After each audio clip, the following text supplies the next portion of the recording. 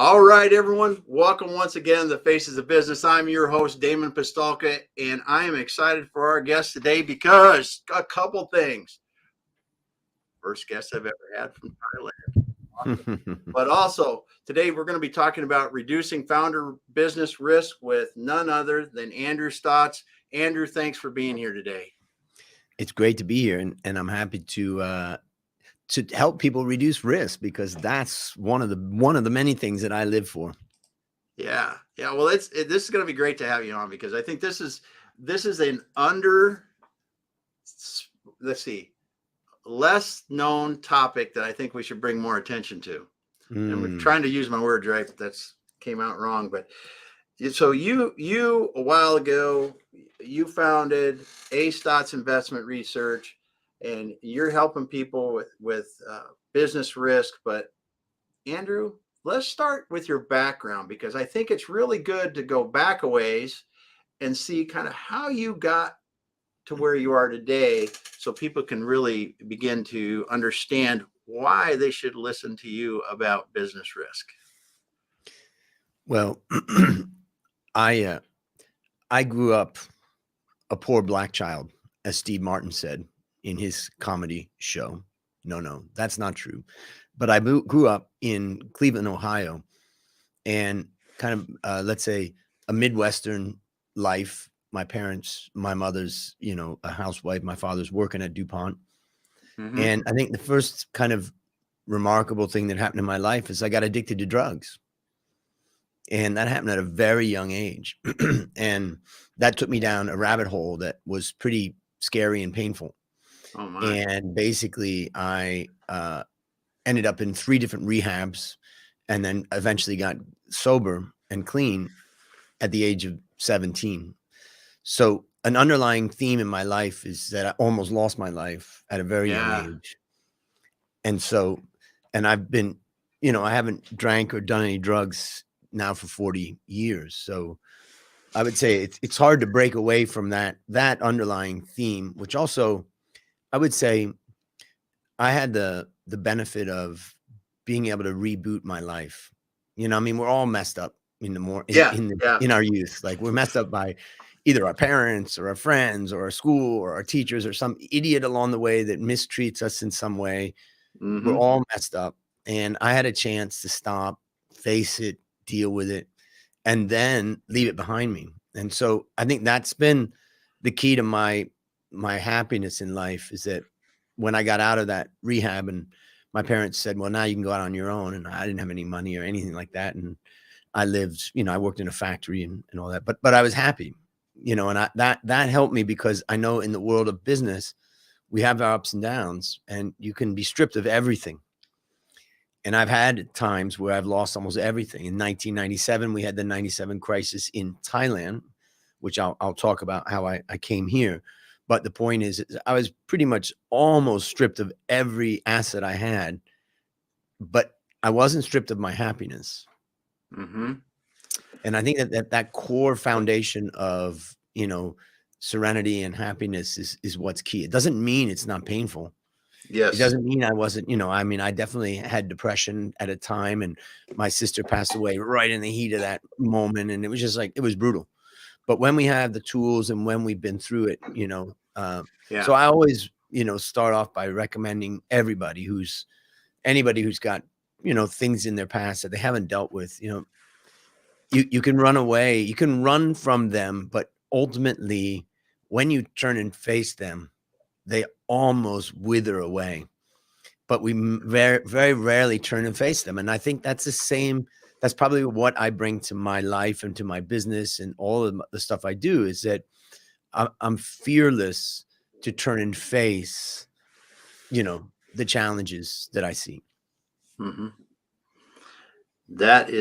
It's interesting that you say that about turning and facing. And I commend you for overcoming that and looking at that at 17 as a reboot and a real opportunity to go back and go, how am I going to do things differently going forward?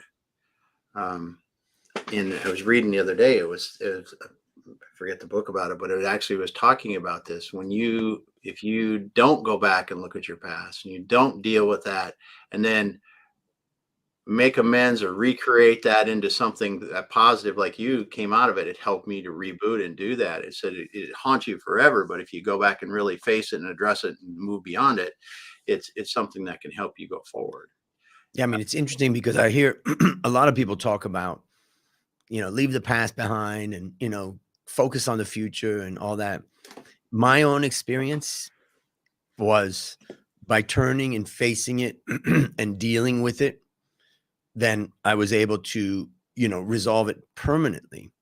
And Yeah. that's where I think you get a level of serenity in life. And so for anybody listening or viewing, I would challenge you, if you are facing a problem in your life, personal, professional, you know, take this as some inspiration that, you know, turn, face it. Now, that doesn't mean you're going to solve it all in one day, but Hmm. acknowledge it, write it down. You don't have to even talk to anybody else about it. Just write it down and start that process. And that's one of the things that I do with companies here where I am in Thailand. When I work with companies in Thailand and around the region, around the world, basically what I try to do is I try to get them to face their financial situation. Hmm. And I don't know, have a solution, and they may not have a solution, but if we face it and we see it consistently, it's very hard not to deal with it. Hmm. That's for sure. That's for sure. Wow. That's some good stuff right there. Um, and you're a powerful example of what can happen if you do take the time to get things right in your mind and move forward. That's for Yeah. sure. And then Yeah. I'll just I'll close out my background by saying that uh, I had an undergraduate degree from Cal State Long Beach in finance, and then I did an MBA there. And I was working at Pepsi in Los Angeles in manufacturing, and I had a good career opportunity. I think Pepsi gave me a lot of opportunity, and there was plenty of things to work on there. I got interested in statistics because I was kind of more of a numbers guy, and I was on the factory floor because I'm also a people guy. And so, and then my boss said, "Hey, since you like statistics, you should go see this guy named Dr. Deming." And they flew me to Washington, DC, and I attended a seminar of Dr. Deming in 1989. I think it was 1990. Dr. Deming was 90 years old at the time, and Yeah. I was a young guy, and I just sat in the front row because I just didn't know anybody, and all the other people were super old. Like there was like 500 people in the room, and they were all in their 50s or whatever. Yeah. And I was mesmerized by what he taught. In particular, he really laid the blame for the problems in companies on senior management. And as a young guy working as a supervisor in a factory, it all made sense because I could see that we were operating within certain constraints laid down by senior management. And it would be, it's nice to go and tell everybody, work harder, and here's your KPI and this and that. But unless they improved the system that we were operating within, it was very hard for us to move beyond that level of quality, that level of output. And so it made a lot of sense. And then in 1992, Dr. Deming came to Los Angeles, and I thought, well, I'm going again. And Pepsi, thanks to Pepsi, they paid for that also when I was working there. And I did the same and sat down in the front row and just listened. And it really instilled in me the idea of understanding a few things. The first one was that we operate within a system, and everything is a trade-off. A great example. I mean, what the world thinks nowadays is that we've got all these great drugs that can help solve different problems, but what they don't realize is that everything is taking from something else. We're not creating new things. So a great example of that is I had a client of mine many years ago said he stopped drinking coffee, and I said, why? And he said, I just realized that coffee was bringing all of my energy from the afternoon into the morning. So I didn't want that. I wanted a more even distribution of my energy. Now, for me, I drink coffee in the morning because it does concentrate my energy in the morning, right? And I do get majority of my work done in the morning, but it made me really realize that you don't get things in this life without taking from something else. So I think Thomas Sowell is one of the great thinkers out there, and he said there are no solutions, only trade-offs. And so I just learned that everything's a system, and if you think you're going to squeeze in one area, it's going to have an impact on another. The second thing is that because I had been studying finance, I understood statistics, and then I started to understand from Dr. Deming about the idea of variation and the idea of that there is no such thing as an identical part. As an example, everything has some variation, and there's randomness underlying. And it's very easy for us to see that randomness. If I was to say, imagine we had 10,000 people in a stadium and we asked them all to stand up and flip a coin, and we asked them to sit down to go to one side if they flipped heads and to go to the other side if they flipped tails, and then ask them to flip again and say, look, if you flipped consecutively, heads, or tails, then stay standing. And if you flip heads, tails, or tails, heads, sit down. And we went through that 10 times. We'd end up with 10 people on both sides. Now, I started learning how to apply this in the stock market, and that's where I really took off, was working in the stock market. But the idea made a lot of sense that if we were to say that, well, 10 tails is bad and 10 heads is good, we could have had people with very good outcomes of 10 consecutive, flips of heads and 10 consecutive flips of tails. And there's just nobody that's going to dispute that. It's very clear to see the randomness in that. But when you start to look at people's behavior, our behavior, what's happening in our companies, what's happening in our lives, people all of a sudden, they lose that focus on the randomness underlying things. So I think what I learned from him was the system way of thinking, and then the randomness underlying it. And once you understand randomness, then you kind of stop chasing your tail. I think what happens for most people when they don't understand the teachings of Dr. Deming or that type of systems thinking is that they end up chasing after problems that are happening in their business, not realizing they're just random variation. And they're not really seeing the bigger picture. And it happens all the time in business. For instance, when they're giving out bonuses, how do you know that the bonuses you're giving out this year, what extent of that performance was driven by randomness? And that's very hard to accept, because we are brought up to say, I'm in control. I'm the one who shapes my destiny. And if I'm the boss, I'm like, it's up to you. I don't want to hear any excuses about randomness. But there is randomness underlying. And so when I left California, I moved to Thailand to teach finance 30 years ago. And then within a year, I realized I'm not going to make any money teaching. Then I took a full-time job as a financial analyst in the stock market, what we call a sell-side analyst. So I started analyzing companies for clients around the world. That was 1993. So we would have fund managers like Infidelity or something like that would call and say, I want to invest in Thailand, and, what do you think? And I would go through that with them. And well, that's a great place to analyze randomness and try to understand what's happening in the market. So I did that work for 20 years in the world of finance. And in 1995, my best friend had come to see me in Thailand, and then earlier, and then in 1995, we set up a coffee factory in Thailand, which I'm sipping some of that coffee right now. And nice. But we set up that coffee factory, Coffee Works, 30 years ago, just about 30 years ago. And and that's really where we also, while I was head of research and running research teams and being an analyst in the stock market, I was also building and analyzing that business together with Dale. Dale's the managing director, and he runs it. And I'm kind of from the outside looking in, but we're equal partners in it. And we've managed to survive a lot of ups and downs. And to bring it to full circle, the way we met was the podcast, where I have a podcast called My Worst Investment Ever, where I interview people about their worst investment and what they learned from it. I've now interviewed more than 600 people. And really, what I'm on a mission to help 1 million people reduce risk in their lives. So I'm happy to be here to share. And so that provides like a lot of framework for where I'm at now in my life. I manage money, and I have basically investment strategies that I provide that are global investment strategies. So I have clients that are investing in those. And then I have what I call an outsourced CFO business, or a value accelerator, where I help companies that are mid-sized companies with management teams that really are looking for an exit. And they know that they're not going to get the exit value that they want where they're at right now. And so how do we identify that, and from a financial perspective, make sure that their finances are at a point where when they exit, well, they exit their way. And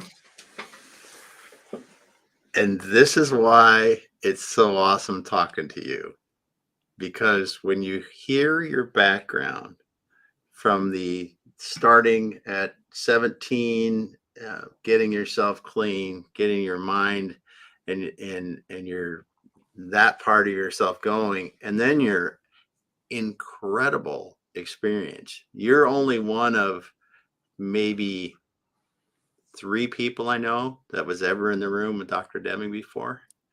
And I've been in manufacturing. I was in it forever and growing up. And that is quite an honor to see him not once, but twice, and really understand what that is. And if people, there's people that are listening today that don't know who that is. But if you're in manufacturing and you don't know who it is, you don't go get a couple books or read a couple articles, and you'll really realize what he did for the world, not just us. But yeah, the book to world. get is New Economics on Amazon, Yeah. and they've re-released it. And it was his final book that came out when he, in his last year of his life in 1993. But that was that's a good way to start. And in addition, you know, the Deming Institute produces a lot of stuff. They've got something called Deming Next, where you can do training and learn more about what his teachings were. And then you can also listen to the Deming Institute podcast, where I'm hosting and interviewing a lot of people who are those remaining people who have met with him and really knew him, you know, personally, as well as others that are just trying to think about what he's doing and how do we apply that. Yeah. And that's incredible that the podcast, talk about that. So you got 2 podcasts you're doing, actually, and the worst investment ever. Now it's 600 episodes on that. Holy cow. You must have heard some real stories in that. I'm relentless. I just keep going like the Energizer Bunny, but I've heard a lot of different stories, and in some cases, you know, there's stories that people haven't told before, or they haven't really thought before. And as I was saying to one of my, you know, people that came on the show last week, was it's a little bit of a confessional for some people, because they haven't really worked through that pain. And ultimately, when we talk about our worst investment ever, we're really, you know, talking about something that's very sensitive, and it cost us time and energy and pain and suffering. And so I appreciate the people that come on the show, because I remember I had a guy I invited on the show through LinkedIn many years ago, and he wrote back, "Interesting idea, not my style."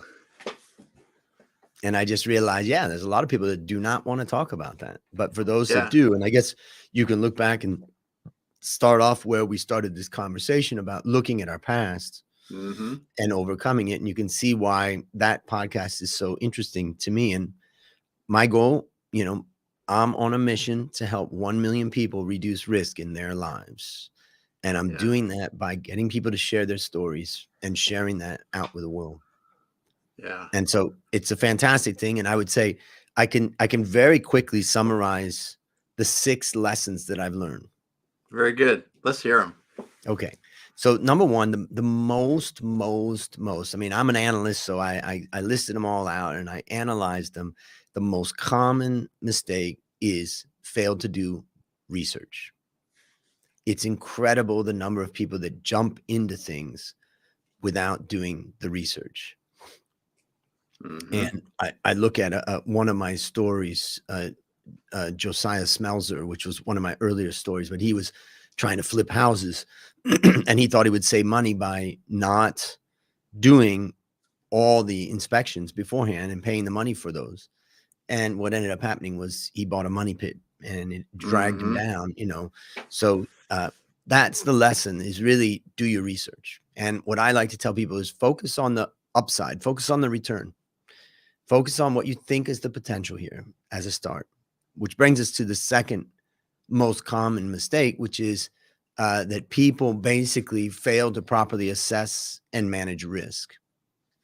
And assess risk is how we look at something before we buy into it, and manage it is how we handle it when we do have purchased it. For instance, just recently, in fact, in one of my portfolios, we have a small exposure to the financial sector, and I had to make some decision about it. I had to decide how we're going to manage this risk. Now, one of the ways we manage this risk is we have other investments that move opposite, such as gold. So if financials go down, gold tends to go up.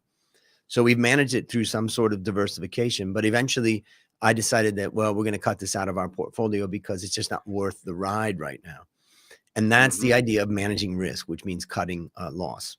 And assessing risk really is how we look at something before we get into it. And I'll tell you just a quick story for Coffee Works, my company. Dale had an opportunity to expand our business to Vietnam, or we could expand in Thailand further. And we agreed that he would look at it. He went to Vietnam, met with the people, he did a lot of research, and he put together a very good analysis over a month or two. And we agreed we would meet on one Monday night. I went over to the office after my work, and we sat down, and he presented the case. We're like, yeah, pretty good, not bad. There's some upside there, but it wasn't as huge as we wanted, but it was doable. So it was pretty exciting. And then after that, we went and had dinner. And then a week later, we met to talk about the risks. And what we did is we separated our discussion from return and risk. So that's why I was saying, focus on the return. Yeah. Focus on the return. Enjoy it. Think about it, right? And don't bring the discussion of risk into that. Allow yourself to go there and enjoy what you think the potential is. Now, once we sat down and went through the risk, we think, holy crap, this is more expensive, much more difficult, more complex, because we're going to a new country. The risk to our capital is high, and we could just expand within Thailand at a much lower level of risk and achieve almost the same amount of revenue. And we decided not to do the expansion. We decided to stay and expand within Thailand. So when we look at return and when we look at risk, I highly recommend that you separate your discussion on those two. Yeah, that's really good advice. Holy heck. Yep. And number 3 was driven by emotion and flawed thinking. There's just so many times that people just get caught up in emotion. They get caught up also in not really thinking things through. There's all kinds of behavioral biases that we can do. And the way to overcome this is to find someone who's a third party, who's not interested in this, but, can understand what it is, and sit down and talk with them. And I always tell people, the best tool for listening is writing. So when they're speaking, you damn well better be writing. And because it's very difficult to speak and write at the same time. And that brings us to number 4, which is misplaced trust. It's incredible how, if you think about many people in business, they're really tough, in negotiations, and, they're really put the pressure on. But when they come out to their personal life, someone walks along and all of a sudden they trust this person, and then they send money to them. I have one of my guests who's a very, successful financial guy.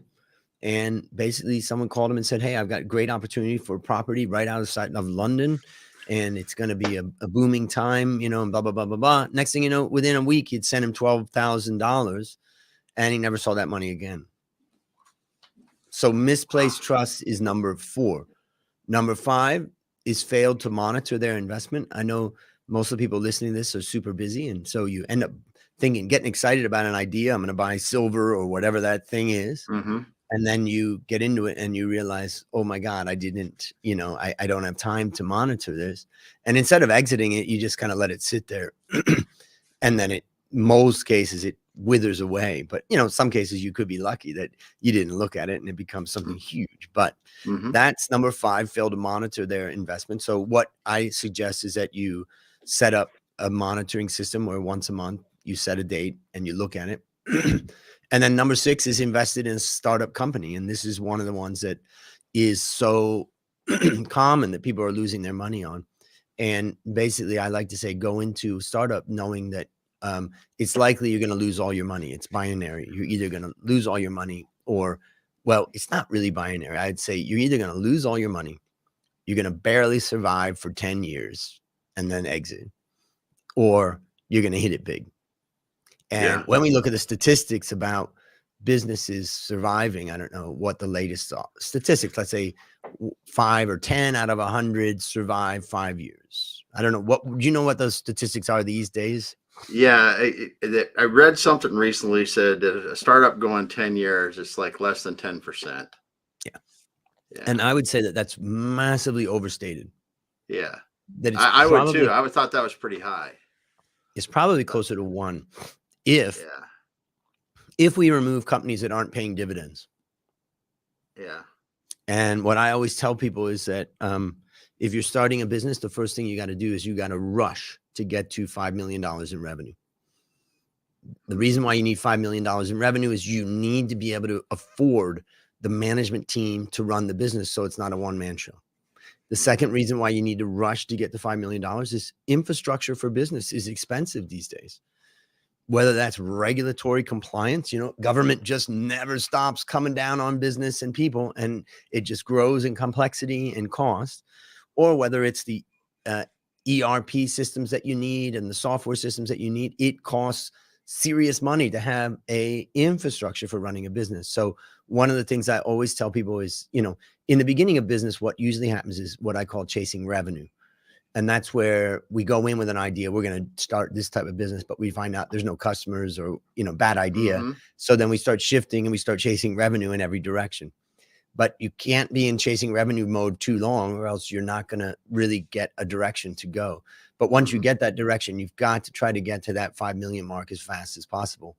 Because in the end, the value of a business ultimately is the cash flows that business can generate.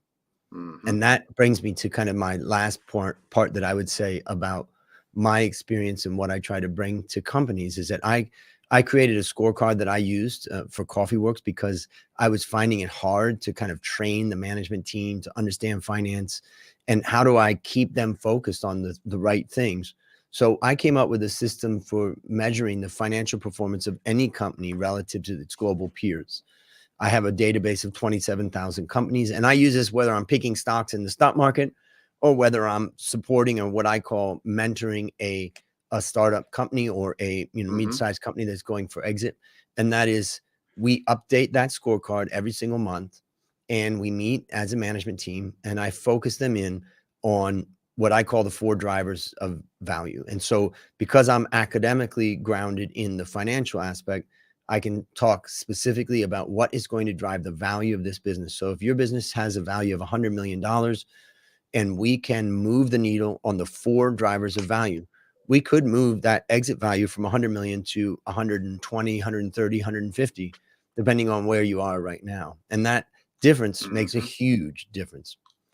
So that's really, what I do with companies to try to help them.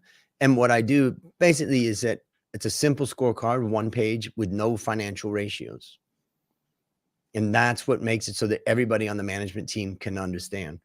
And then I focus everybody in on the 4, obviously everybody's got work to do. The purpose of this is not to overload people, but to start to raise their awareness about the weakness in this business relative to global peers. And then say, what are the steps we're going to take? And within 12 months, if you look at that scorecard every single month, you meet as a management team together, and I basically coach them on how to, look at that, identify what are the steps you want to take. Now you've got a good measurement scorecard that's going to come back and tell you whether you're making progress or not. And because I've done analysis from an academic style of analysis to try to understand 27,000 companies, I look at their performance on a quarterly basis. And then that's our benchmark that we use. But I also understand when a company is moving up or down in that scoring, how does that impact the market value of that business? And we can see exactly how much you can increase the value of your business if you can move, up in that scorecard. And that's really a huge thing that I do and I love to do, because what I always tell people is that I teach finance, and I tell my first year finance students when I teach, I say, finance adds no value. Well, you can imagine how scary that could be if you're just choosing a major of finance and you're thinking, wait a minute, I came here because I thought that this was valuable. Well, what I'm saying is that what brings value in business is your product and service. That's it. The better it is, the better you can deliver it. People will pay more for it. And that is what drives value, not finance. Finance is a tool. And so, as I say, finance is a mirror.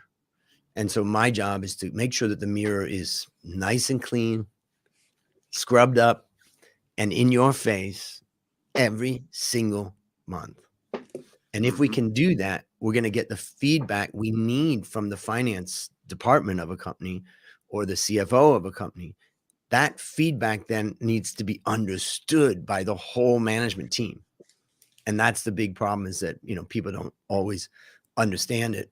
And then a CFO tends to talk in hieroglyphics for most people, when they listen to all the different things that they say. But if we have a standard scorecard, we look at it every single month, and we're just relentless about that continual focus on the same thing, just that focus drives value.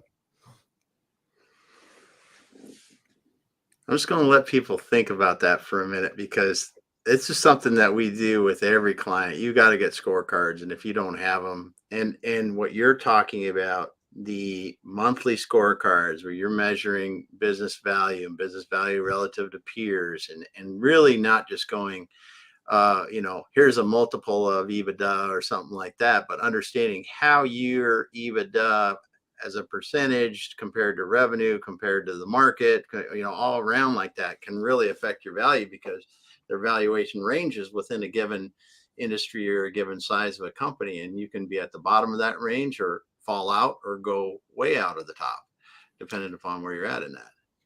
Yeah, I mean, it's totally your choice, where you want to be in that. And it's tough to get to the top of that. But the reason why companies sell at higher multiples is because they have higher growth and higher profitability. And so that's the key. And you get those measures up and you get the multiple. What's fascinating about the way I go at it is that there are other people, many people like yourself and many others, who really understand the operations of business. Maybe how do you fix the sales department? How do you improve the quality? And all of those are methods that are exciting and very great. And many of them are very important and valuable, but they do not matter if they do not move the financial performance. And ultimately, I am measuring the end result. And the end result is, what are you producing from the things that you're doing? And some things take a long time too. I mean, it's like, that's why you need time to look at that on a consistent basis. When I engage clients, I engage them for 12 months. That's it. No shorter, no longer. If they can't make substantial progress in 12 months by getting the feedback of the scorecard and our discussions that we do about what they're doing, that's also a very valuable lesson. Yes, it is. Yes, it is. Yeah, because you're right. If there's nothing changing in 12 months of understanding where you're at, and your team, you're not making some significant changes from the information and the feedback you're getting, then you're not going to. Yeah, I mean, you're learning something maybe about your industry, about your product, about your service. You may be learning something about your management team. That they may not have the capacity to bring it to the next level. And then that's a valuable lesson right there. You may decide, okay, I think it's time to exit, at what we've got.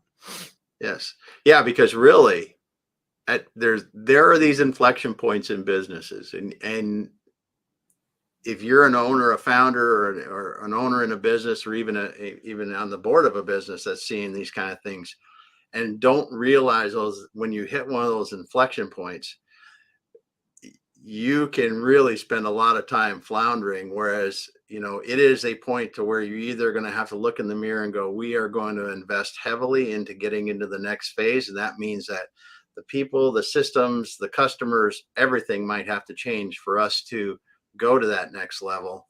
Or, as you said, it is really our best time to get out now. Yeah.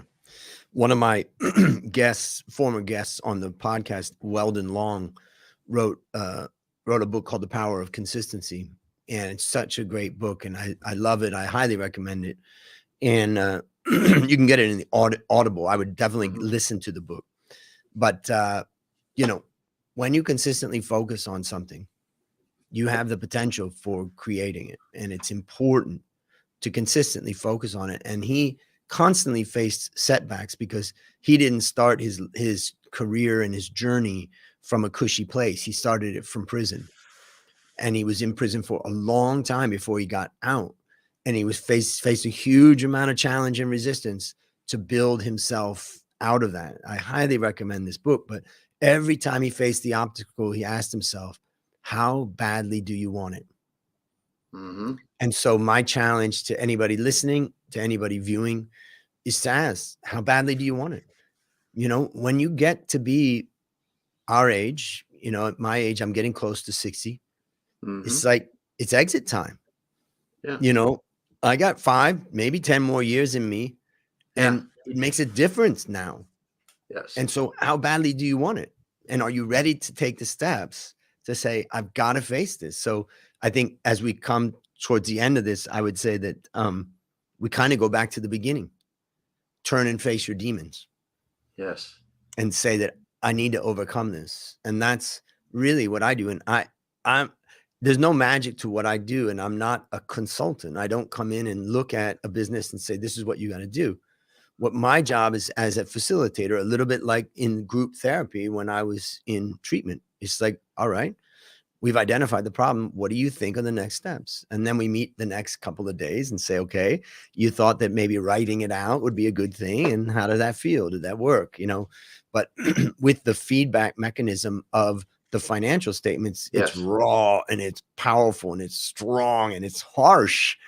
And we can have all the great talk and all the great ideas, but in the end, the question is it moving the needle? And exactly, you know, you can have all kinds of discussions about what you want to do in this world. And, you know, some people come to me and say, well, I'm not so interested in the profit or the value. And I always say, yeah, you may not be interested in profit until you're suffering the pain of loss. And then all of a sudden you may think, holy crap, maybe that profit and the what it provides my company to hire the right people, and, you know, provides my people to get good pay and get good bonuses. And it provides my people to be able to donate and make the world a better place with the profits that we make. But if you don't make it, you ain't got it. Yeah. Yeah. Andrew, I just want to say thank you so much for stopping by today, man. It's been a pleasure listening to you and learning from you. And I also want to take just a moment real quick before we end up the show. I said, Marcia, hey, thanks for stopping by. She had a whole bunch of great comments. Joey, excuse me.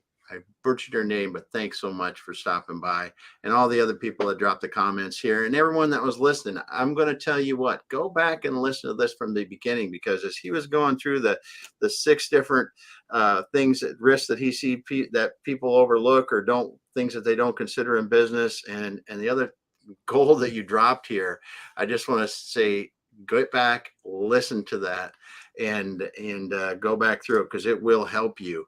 And your scorecard, I cannot agree with you 100%, 200%, 500%. Because listen, at the end of the day, you need to create financial results with these things. It might not be this week, this month, might be next year, but those financial results have to come from the work you're doing. And if it's not, it's not.